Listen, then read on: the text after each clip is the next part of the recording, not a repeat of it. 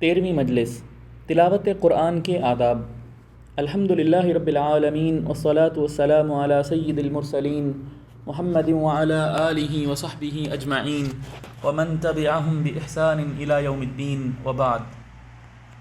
بھائیو، یہ قرآن جس کو آپ پڑھتے، سنتے، حفظ کرتے اور لکھتے ہیں، اللہ تعالیٰ کا کلام ہے، جس کو اس نے حقیقی طور پر اپنے شایان شان خود ہی ادا کیا ہے اور جبریل علیہ السلام پر القاء فرما کر آپ صلی اللہ علیہ وسلم کے قلب پر اتار دیا ہے، تاکہ آپ صلی اللہ علیہ وسلم لوگوں کو عربی زبان میں ڈرا سکیں۔ اس کتاب کی عظمت و اہمیت مختلف انداز میں خود الحمدللہ ارشاد ہیں۔ اعوذ باللہ من الشیطان الرجیم، یا ایہا الناس قد جاءکم برہان من ربکم وانزلنا الیکم نورا مبینا، سورۃ النساء۔ اے لوگو، تمہارے رب کی طرف سے تمہارے پاس برہان و دلیل آئی اور ہم نے تمہاری طرف نور مبین اتارا ہے، اور فرمایا انا نحن نزلنا الذکر وانا لہ لحافظون، سورۃ الحجر۔ بے شک ہم نے قرآن نازل کیا ہے اور ہم ہی اس کی حفاظت کرنے والے ہیں۔ دوسری جگہ فرمایا قل لئن اجتمعت الانس والجن على ان يأتوا بمثل هذا القرآن لا يأتون بمثله ولو كان بعضهم لبعض ظهيرا، سورۃ الاسراء۔ اگر تمام جن و انس اس جیسا قرآن پیش کرنے کے لیے اکٹھے ہو جائیں تو پیش نہیں کر سکتے، گو ایک دوسرے کی مدد ہی کیوں نہ کریں۔ نیز فرمایا لو انزلنا هذا القرآن على جبل لرأيته خاشعا متصدعا من خشية الله وَتِلْكَ الْأَمْثَالُ نَضْرِبُهَا لِلنَّاسِ لَعَلَّهُمْ يَتَفَكَّرُونَ، سورۃ الحشر۔ اگر اس قرآن کو ہم پہاڑ پر اتارتے تو وہ اللہ تعالیٰ کے خوف سے ریزہ ریزہ ہو جاتا۔ ہم لوگوں سے یہ مثالیں اس لیے بیان کرتے ہیں تاکہ وہ غور و فکر کریں۔ اللہ تعالیٰ نے جنوں کے متعلق فرمایا اِنَّا سَمِعْنَا قُرْآنًا عَجَبًا يَهْدِي إِلَى الرُّشْدِ فَآمَنَّا بِهِ، سورۃ الجن۔ جنوں نے کہا ہم نے ایک عجیب قرآن سنا ہے جو خیر و فلاح کی طرف رہنمائی کرتا ہے، پس ہم لوگ اس پر ایمان لے آئے۔ مذکورہ اوصاف حمیدہ قرآن کی عظمت اور اس کے واجب التعظیم ہونے، اس کی تلاوت کے آداب ملحوظ رکھنے اور دوران تلاوت لغویات سے دور رہنے پر دلالت کرتے ہیں۔ ذیل میں چند آداب ذکر کیے جاتے ہیں تاکہ تلاوت قرآن کے وقت ہم ان کا پاس و لحاظ رکھیں۔ نمبر 1، تلاوت قرآن ایک اہم عبادت ہے، اس لیے دیگر عبادات کی طرح اس میں بھی اخلاص اور للہیت ملحوظ رہنی چاہیے۔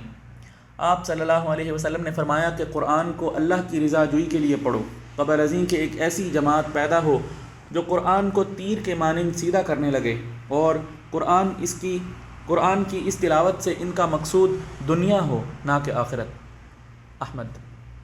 نمبر 2، قرآن کی تلاوت خشیت الہی کے ساتھ معانی پر غور کرتے ہوئے اور دل و دماغ کو حاضر رکھ کر کرے، کیونکہ قرآن کلام الہی ہے، گویا تلاوت کرنے والا اللہ تعالیٰ سے مخاطب ہے۔ نمبر 3، قرآن کی تلاوت پاک ہو کر کی جائے۔ ناپاک شخص پانی پر طاقت رکھتے ہوئے غسل جنابت اور پانی نہ ہونے یا کسی عذر کی صورت میں تیمم سے فراغت کے بعد ہی قرآن کی تلاوت کرے، لیکن اگر تلاوت مقصود نہ ہو تو ذکر و دعا کے طور پر ناپاک آدمی لا الہ الا انت سبحانک انی کنت من الظالمین، سورۃ الانبیاء، اور ربنا لا تزغ قلوبنا بعد اذ ہدیتنا وہب لنا من لدنک رحمہ انک انت الوہاب، سورہ آل عمران وغیرہ پڑھ سکتا ہے۔ نمبر 4، ناپاک اور شور و غل کی جگہوں پر قرآن نہ پڑھا جائے ورنہ قرآن کی توہین ہوگی۔ نمبر 5، تلاوت کا ارادہ کرتے وقت اعوذ باللہ من الشیطان الرجیم پڑھنا چاہیے، پھر اگر تلاوت درمیان سورت سے ہو بسم اللہ نہ پڑھے۔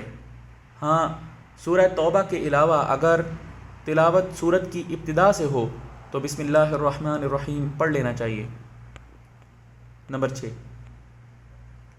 قرآن کی تلاوت ترنم اور اچھی آواز سے کرے، جیسا کہ جبیر بن مطعم رضی اللہ تعالیٰ عنہ فرماتے ہیں کہ آپ صلی اللہ علیہ وسلم صلاۃ المغرب میں سورہ طور پڑھ رہے تھے، میں نے آپ صلی اللہ علیہ وسلم سے اچھی قراءت اور اچھی آواز کسی کی نہیں سنی، صحیح بخاری اور صحیح مسلم۔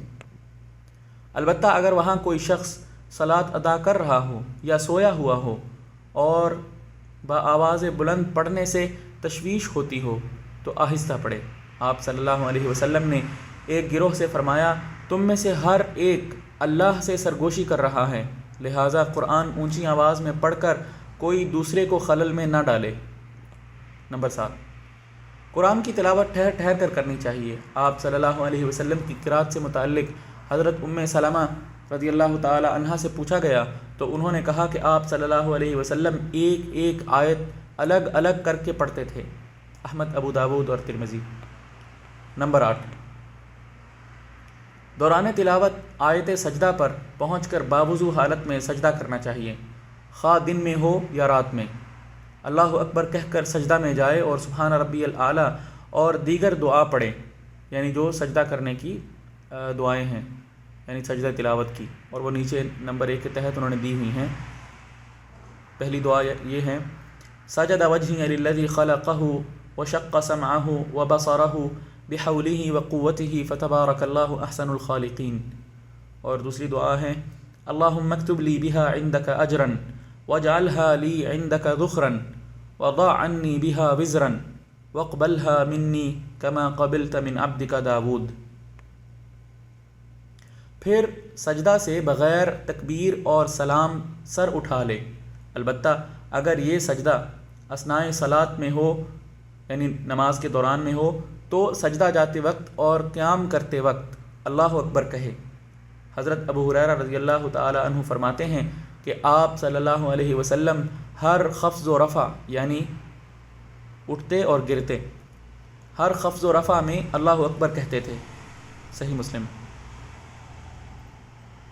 یعنی سجدے میں جاتے ہوئے اور سجدے میں اٹھتے ہوئے، اور اسی طرح رکوع جاتے ہوئے، رکوع سے اٹھتے ہوئے، یعنی اس سے مراد یہ ہے، یعنی اٹھتے اور گرتے ہوئے۔ الہی ہمیں، ہمارے والدین اور تمام مسلمانوں کو اپنی رحمت سے بخش دے، آمین۔